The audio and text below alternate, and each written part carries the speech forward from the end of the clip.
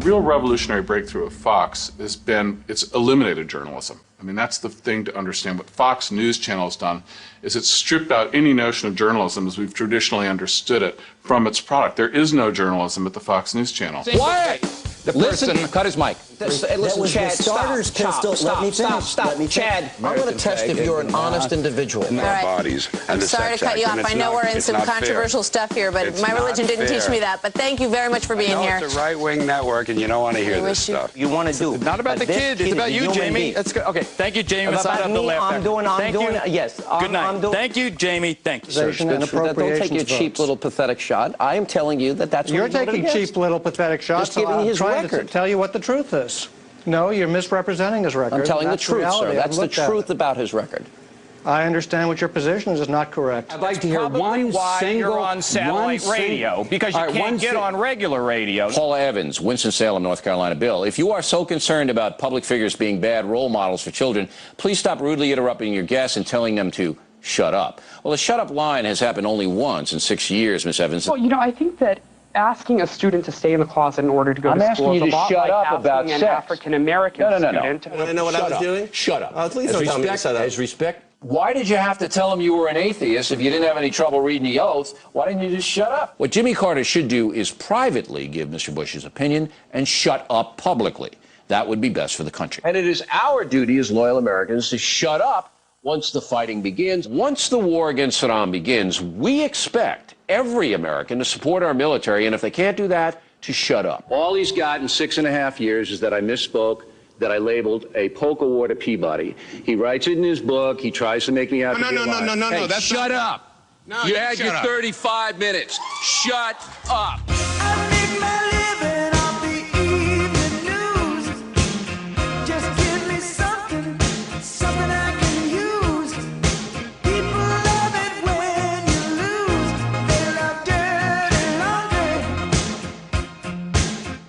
I was a Fox employee for 3 years. I worked in news. On air or behind the camera? I'd rather not answer that. I think I'd rather keep myself anonymous. You'll disguise my voice. Yeah, I've heard directly from folks, both as correspondents and as bookers, who've expressed very great reservations, almost as if they're being monitored by a Stalinist system, afraid to be seen talking to the wrong person or having the wrong kind of email exchange.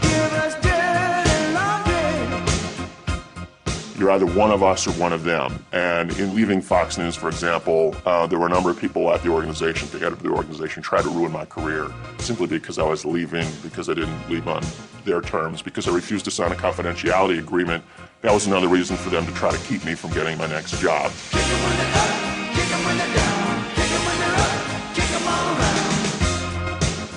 Very much an environment of fear.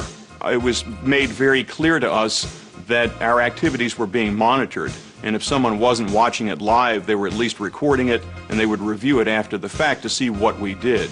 We weren't necessarily, as it was told to us, a news-gathering organization so much as we were a proponent of a point of view. Fox has already been successful in sort of branding me as somebody who can't be trusted, and as a result, I'm already sort of on thin ice regarding my current employer.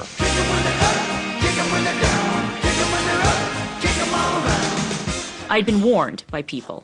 There were a number of people who pulled me inside and said, look, you know, I don't know. I mean, I know that you want to work and I know that you need a job, but you might want to think twice about taking this job because really it is a very conservative news network. Now that I've learned comedy writing at Fox News Channel, I guess I should be doing stand-up in the clubs.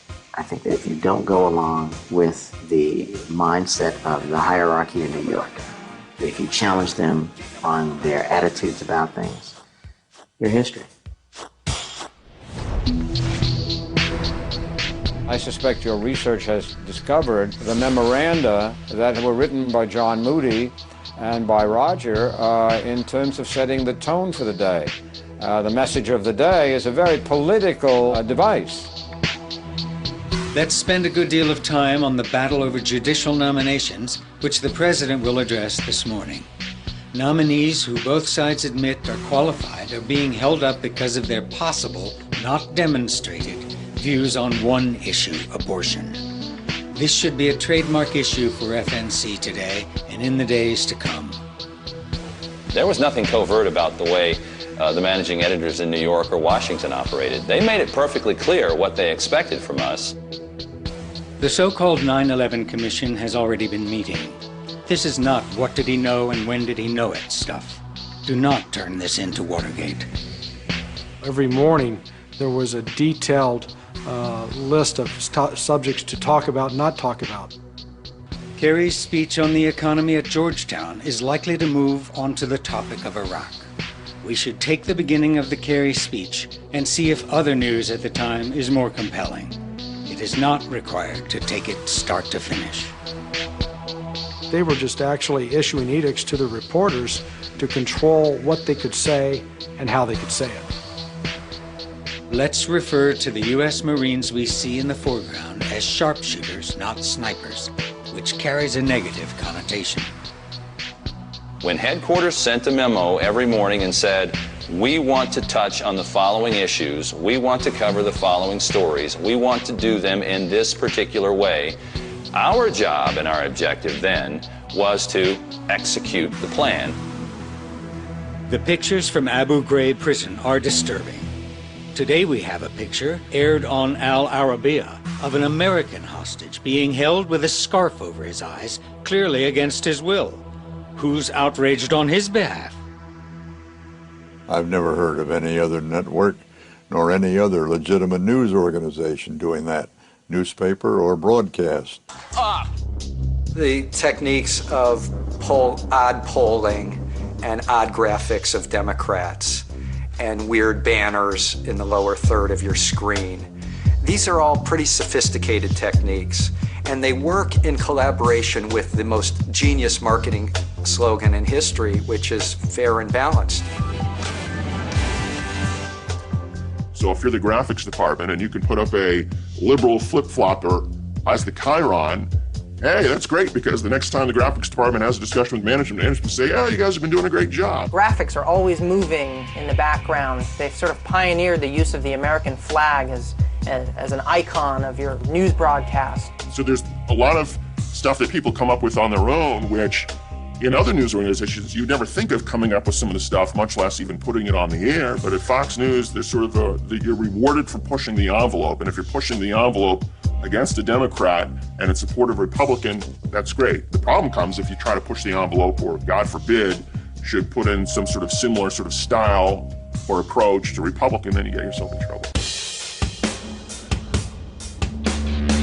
Is the nervous system of a democracy.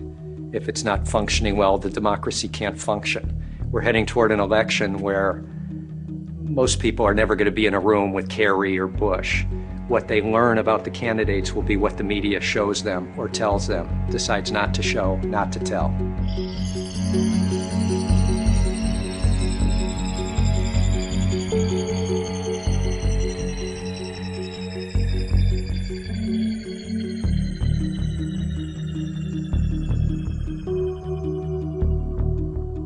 People are faced with critical choices about the future of the country when they go into the voting booth. And I go in, and I have been, through the course of a campaign cycle, subject to false, distorted, caricaturing, and I may not even know where it's coming from, because often there's an echo effect off places like cable and like radio, and those wrong pieces of information are repeated and repeated. By the time it reaches me, I don't even know what the source was. This is the environment we're living in, and it's fundamentally undermining democracy, which is based on knowing some good and solid information so I can make an informed choice.